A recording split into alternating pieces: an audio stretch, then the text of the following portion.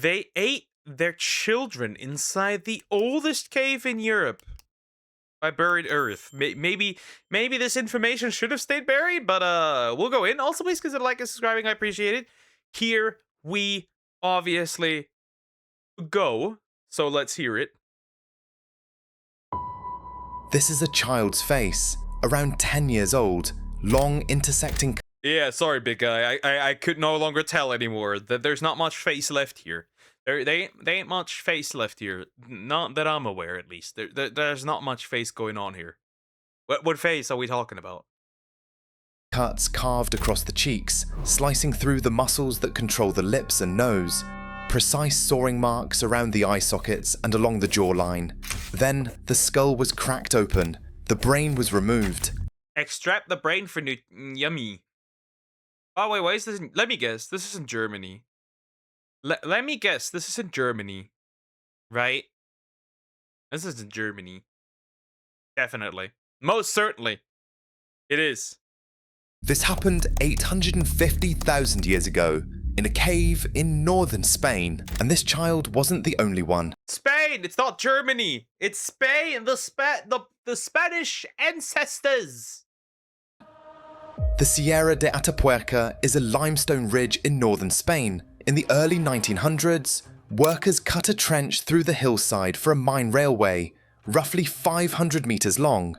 That trench sliced clean through a series of ancient caves, exposing layer after layer of sediment packed with bones and stone tools. A geological archive that had been sealed for hundreds of thousands of years, cracked open by accident.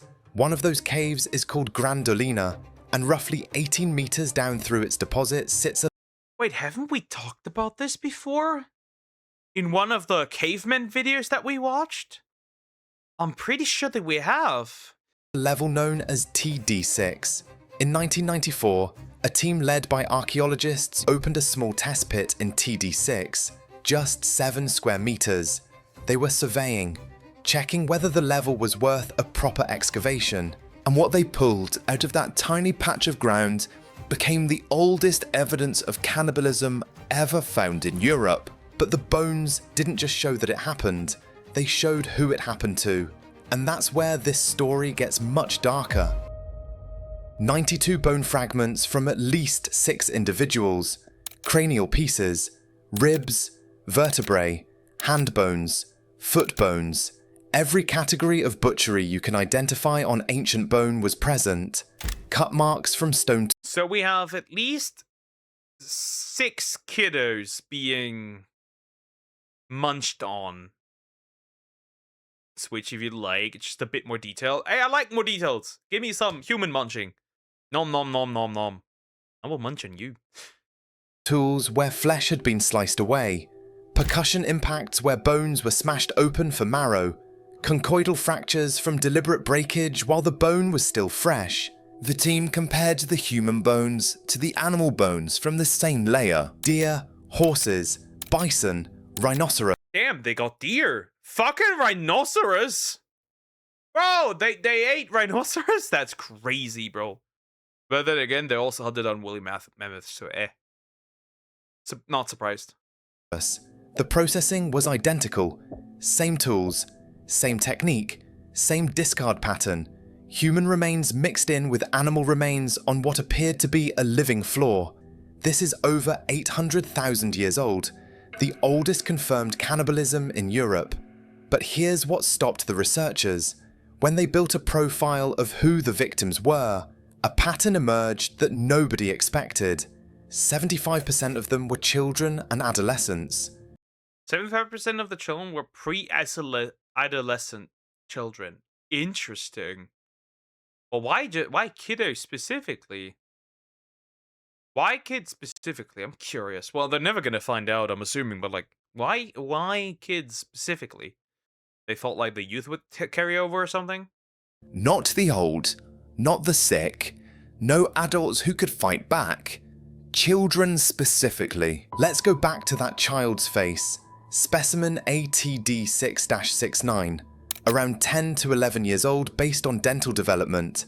The partial face and upper jaw were recovered with some of the densest cut marks in the entire assemblage. This isn't random damage. Taphonomist Yolanda Fernandez-Halvo mapped every mark. Somebody was methodically removing the soft tissue from this child's face, skinning it. Then they fractured the skull and accessed the brain. And the tools they used to do this? Mode 1. Core and flake. The most basic stone technology in the human record. Simple flakes chipped off a rock. But the processing sequence, the order of cuts, the targeting of specific muscle attachments, the knowledge of where to strike for marrow, that was anything but simple. The species responsible for this has a name. Homo antecessor, Latin for pioneer or early settler, named in 1997, 3 years after the first bones came out of TD6. And Interesting. So these targeted kids. Now, were these from the same species? Or not? That is the question. Were these from the same species or not? Because that makes it more interesting. here's where it gets strange. That same child, a TD6-69, whose face was carved apart, the bone structure underneath showed something that stunned the team. A completely modern mid-face, the angle of the cheekbones, the shape around the nose, the structure of the eye sockets. It looked like us, like a modern human face, 850,000 years before modern humans existed. At the time, the researchers proposed Homo antecessor might be the last common ancestor of both Neanderthals and our own species, the face that connected everything in human evolution, and someone sliced it off a 10-year-old and ate what was underneath. But I need to be honest with you, this is the detail from this whole story I can't get past. We're not talking about some desperate act of starvation. The precision tells you this wasn't panicked, it was practiced, like they'd done it before. And the evidence says they had plenty of other options. I still believe that the feeling of the uncanny valley, right? Like something looks human, but you get the feeling it's not, right? I still believe that that's a leftover of old times where we had multiple human species around at the same time, and just to differentiate if that's from the same species or not, especially probably because of such instances where if life was really fucky wucky, you would just end up getting munched on. That is at least what I believe. That's why the uncanny valley exists. That still does exist. It's because this fucker looks human. This fucker looks like me, but he is not me. He's not like me. The aurora stratum, the layer where the human bones were found, is packed with a rich and diverse faunal assemblage. Rhinoceros, bison, horses, giant deer. This wasn't some frozen wasteland where people were starving. The Atapuerca Valley was teeming with large game.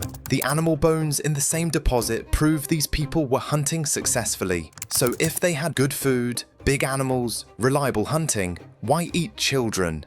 In 2012, researchers published an analysis comparing the Grandolina victim profile to known patterns of cannibalism across species, and their conclusion was striking.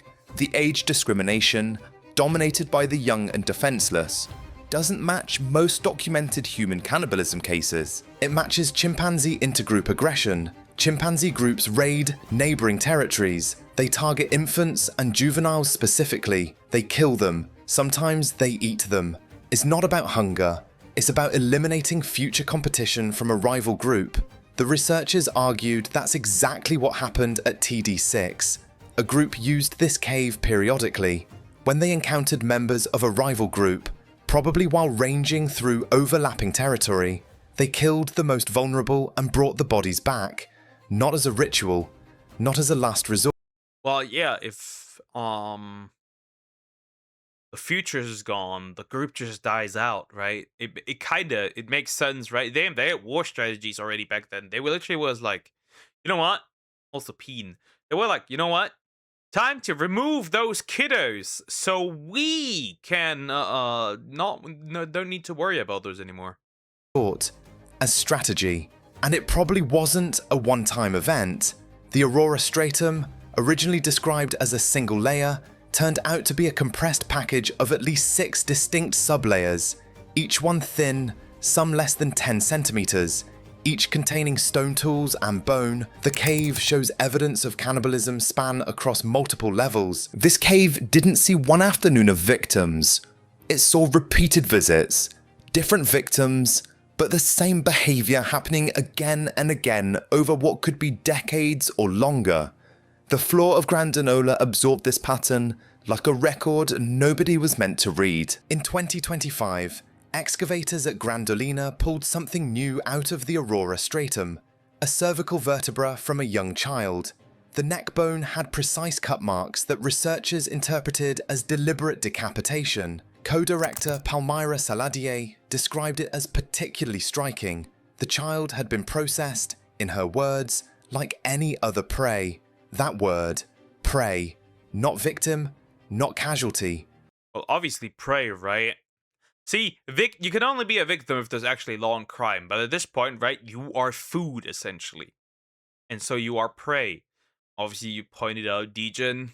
I'm gonna get the spanking wood ready. Prey, because that's what every bone in this assemblage shows. The same cuts on a child's neck that you'd find on a deer, the same On a neck.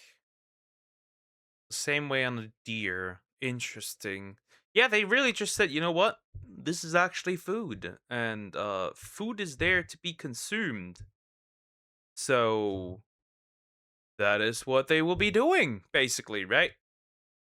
They treated them as food. And probably they went for the brain anyways, because like, right, nutritious. Probably very nutritious. I haven't tried it yet. I never will, but like probably very nutritious. hammer strikes on a child's skull that you'd use to crack a horse femur. Even their teeth showed impact damage at the junction between root and crown, the kind that comes from someone smashing through jaw and bone to get at everything inside.